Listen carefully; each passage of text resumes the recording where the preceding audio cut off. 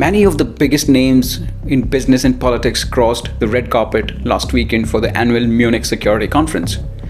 The Munich Security Conference has highlighted the influence of the biggest management consultancy group McKinsey in German politics. McKinsey & Company, a global management consulting firm, has had a long-standing partnership with the Munich Security Conference, one of the world's leading forums for discussing international security policy. There have been some controversies and criticisms surrounding McKinsey's partnership with the Munich Security Conference, particularly related to concerns about potential conflict of interest and the influence of the consulting firm on global security policy. The beauty of the Munich Security Conference is its limited, focused and serious, substantial and non-commercial character in comparison to World Economic Forum at Davos, which is an acquisitive money-making machine and networking event. Some critics often argue that McKinsey's involvement with the Munich Security Conference may create a perception of crony capitalism, as the consulting firm is a for-profit organization that has significant financial interest in the private sector.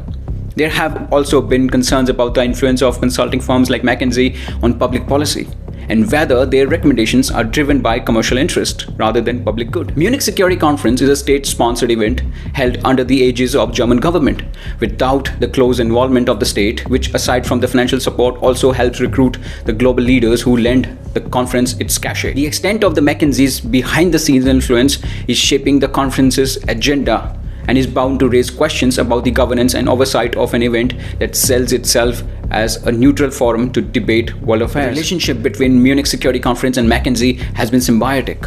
While the non-profit Munich Security Conference benefit from the convening muscle of the most powerful management consultancy in the world free of charge and its army of experts. On the other hand, McKinsey gets to shape the agendas of one of the premier venues for global elites, giving it the opportunity to push narratives that serve the firm's client base, be they in defense, the energy sector, or government. It was during Ursula von der Leyen's tenure that the partnership between McKinsey and the Munich Security Conference flowered.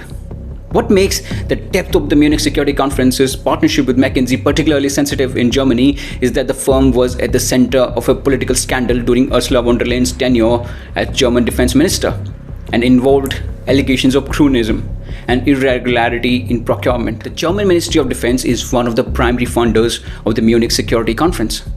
After being named the defense minister in 2013, Ursula von der Leyen hired the then head of McKinsey's Berlin office, Katrin Sutter, as her senior aide.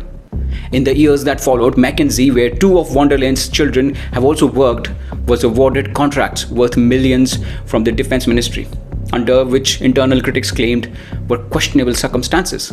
The affair, dubbed by the media as McLean system in Berlin, triggered a nearly 2-year-long parliamentary probe and a 700-page report into allegations the ministry squandered hundreds of millions of euros on McKinsey and other consultants. By the time the investigating committee completed its work in 2020, Ursula von der Leyen was firmly ensconced in Brussels as president of the European Commission, and Sutter had left the Ministry of Defense. The investigation concluded that relations between von der Leyen's ministry and the McKinsey consultants were far too cozy, and that much of the work they were hired for could have been handled by the civil services. McKinsey also suggested EU to pool their defense budget, which was supposed to save them 13 billion euros per year.